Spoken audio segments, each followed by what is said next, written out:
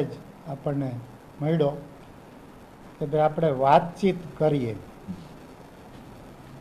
એટલે સંકલન સમિતિની આ ઝુંબેશ માટેની જે કમિટી છે એનો અમે અભિપ્રાય લીધો ને પછી સર્વાનુમતે એવું નક્કી કર્યું કે કાલે બપોરે 12 વાગે કોર કમિટીની મિટિંગ પહેલાં અમે કરીશું અહીંયા, અને એમાં અમે ફાઇનલી બધા ચર્ચા કરી અને સર્વસંમતિથી જે નિર્ણય લેશું એ પ્રમાણે અમારા જે રાજકીય આગેવાનો છે એમની સાથે મળવાનું ગોઠવશું.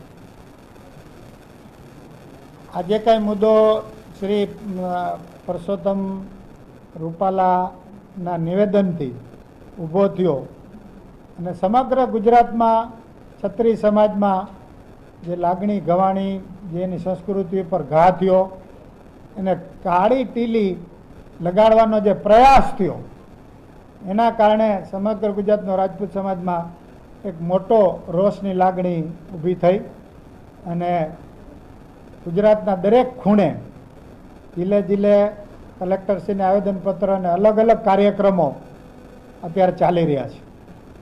એ સમગ્ર કાર્યક્રમો અમારા ચાલુ છે. એટલે એમને વાતચીત કરવા માટે, અમારા પ્રશ્ન સમજવા માટે અમને કીધું છે. એટલે કાલે અમે કોર કમિટીની મિટિંગમાં વાતચીત કરી અને પછી અમને મળશું. પણ રાજપૂત સમાજની દરેક સંસ્થાઓ અને સમાજને સ્પષ્ટ હું આપને જણાવું છું કે કાલની મિટિંગમાં કોઈ પણ જાતનો સમાધાનની વાત નથી. સમાધાનની કોઈ પણ મુદ્દો આવે તો આપણી 90 સંસ્થાઓ ગુજરાતની અને રાજપૂત સમાજના પ્રતિનિધિઓ એ લોકો સાથે અમે મિટિંગ કરીશું અને પછી જ સમાધાનની કોઈ પણ વાત આગળ ચલાવીશું. એટલે કોઈ પણ આ પ્રકારની અફવાઓથી આપણામાં બિનજરૂરી મેસેજ કે બિનજરૂરી ચર્ચાઓની જરૂર નથી. આપણે ભેગા મળીને જે કમિટી નક્કી કરી છે એ કમિટી કાલે મિટિંગ થશે અને એ કમિટી મળવાનું ગોઠવશે અથવા મળવા જશે અને એમને બોલાવ્યા છે એટલે જશે. એટલે આપણા પ્રશ્નો એમની સમક્ષ મૂકવા માટે આ એક સંવાદની પ્રક્રિયા છે. એ આપ સર્વે એની નોંધ લેજો.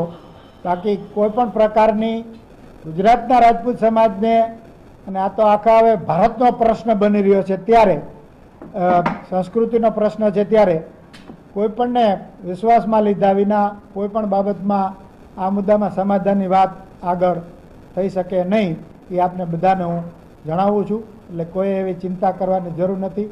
આપ વિશ્વાસ રાખો અને એ પ્રમાણે જ આપણે આગળ ઉપર કામ કરીશું. આભાર. જય માતાજી.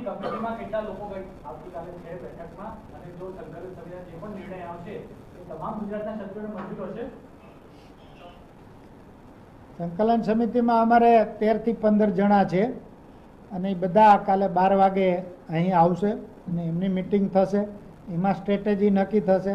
સર્વસંમતિથી જે મુદ્દાઓ હશે એ પ્રમાણે અને અમે બધી જ સમિતિ આ આખા ગુજરાતના રાજપૂત સમાજે જ ભેગા થઈને નક્કી કરી છે. એટલે એમને એમાં વિશ્વાસ હોય. પણ મેં આપને કીધું એમ સમાધાનની કોઈ દરખાસ્ત આવશે તો એના માટે અમે ફરીથી ગુજરાતની સંસ્થાઓની મિટિંગ બોલાવીશું, એની સમક્ષ વાત કરીશું. એમને મંજૂર હશે એ જ વાત આગળ થશે. આ મુદ્દામાં બીજી કોઈ વાત છે નહીં.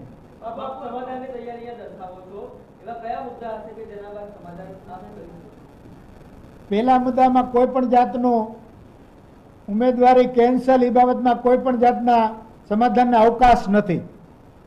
બાકીની જે કોઈ વાતચીતો થાય પછી ખબર પડે. ઉમેદવારી બાબતે જે અગાઉ સ્ટેન્ડ લેવામાં આવ્યું હતું સંકલન સમિતિ દ્વારા, તે શું હજી પણ યથાવત છે કે સમાધાનની પ્રક્રિયામાં સ્ટેન્ડ બદલવામાં આવશે? ના, અત્યારે એ સ્ટેન્ડ એમનેમ જ છે, યથાવત છે.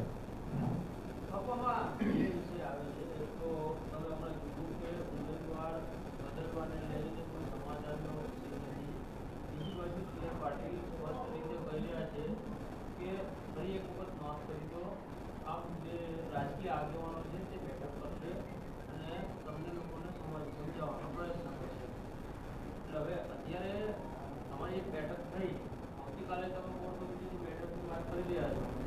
કયા એજન્ડા સાથે મળવા જશો? કારણ કે ભાજપની સ્પષ્ટ વાત છે કે તેમની ઉમેદવારી યથાવત રાખી.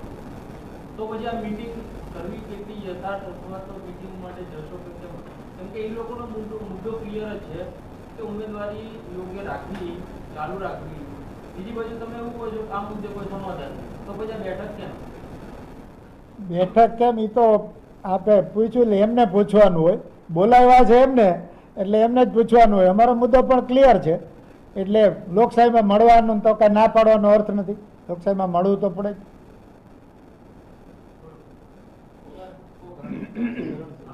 Thank you. 3 છે આવો.